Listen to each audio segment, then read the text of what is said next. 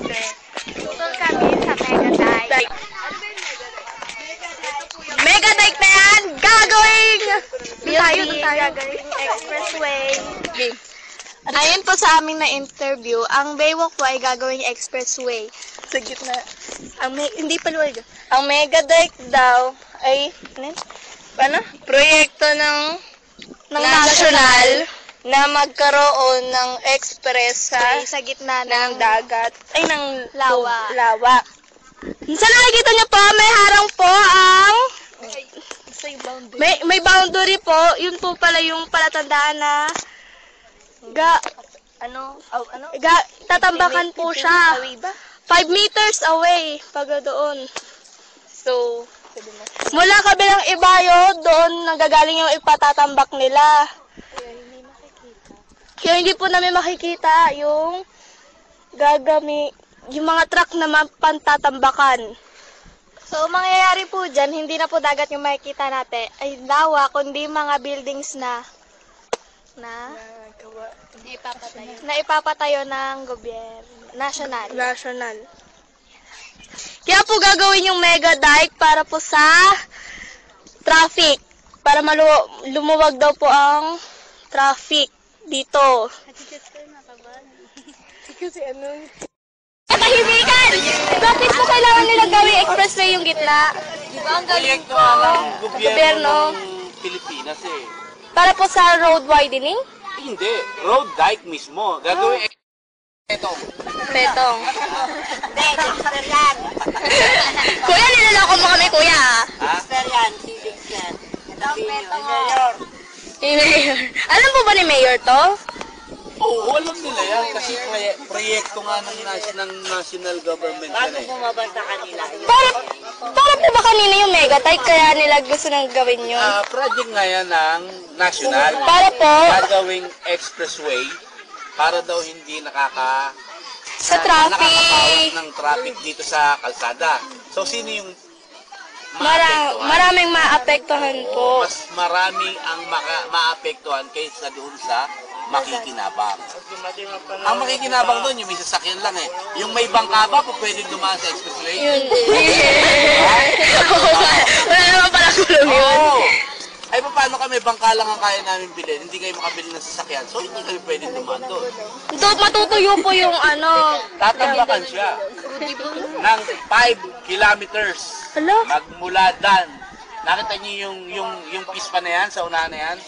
Lagpas pa dyan, 5 kilometers. Kaya may harang eh. Magkakaroon ng isla dyan. Ito pong may harang na to? Diba? Diba napansin ko yan kanina? Tapos po hanggang doon na to. Papapunta ron. Tsaka yan, hindi nyo makikita na tinatambakan yan dahil hindi dito manggagaling ang panambak niya sa kalsada. Doon mismo sa bilang ibayo.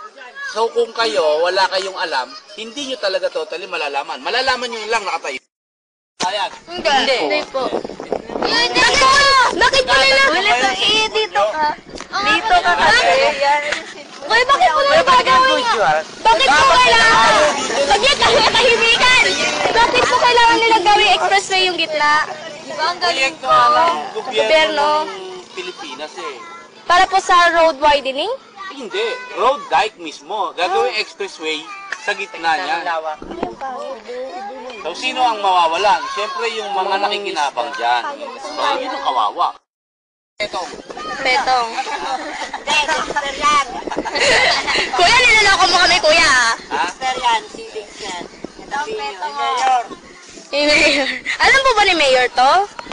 Oo, alam nila yan. Kasi proyekto nga ng national government yan eh. Bumabanta kanila.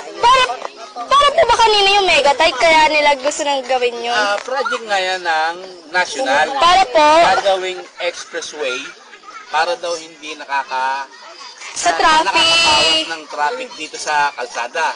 So, sino yung maraming maapektuhan po. Mas marami ang maapektuhan kaysa doon sa makikinabang. Ang makikinabang doon, yung may sasakyan lang eh. Yung may bangka ba, pwede dumaan sa expressway? Yun. Wala naman pala kulong yun. Ay, paano kami may bangka lang ang kaya namin bilhin, hindi kayo makabili ng sasakyan, so hindi kami pwedeng dumaan doon. Matutuyo po yung ano. Tatambakan siya ng 5 kilometers Hala? magmula Dan. Nakita niyo yung ispa na yan, sa unahan na yan? Lagpas pa dyan, 5 kilometers. kaya may harang Magkakaroon ng isla dyan. Ito pong may harang na to? Oo. Oh, di ba? Di ba napansin ko yan kanina? Tapos po hanggang doon na to. Oo, papapunta ron. Tsaka yan, hindi nyo makikita na tinatambakan yan dahil hindi dito manggagaling ang panambak niya sa kalsada. Doon mismo sa bilang ibayo. So kung kayo, wala kayong alam, hindi nyo talaga totally malalaman. Malalaman nyo lang nakatayo na.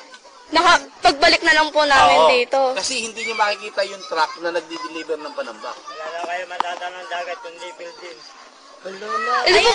Yung magiging mainit na po dito, maraming dam. Hindi maharangan na siya. Magkakaroon na siya ng extra. Yung mga estudyante din po, apektado.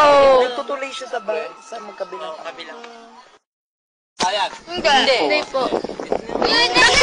Bakit po nila? Dito ka. Dito ka kasi. Uy, bakit po nila gagawin nga? Bakit po kailangan? Saglit, tahimikan. Bakit po kailangan nila gawing expressway yung gitna? Diba ang galing Proyekto po? ng Gobyerno. gobyerno ng Pilipinas eh. Para po sa road widening? Hindi. Road dike mismo.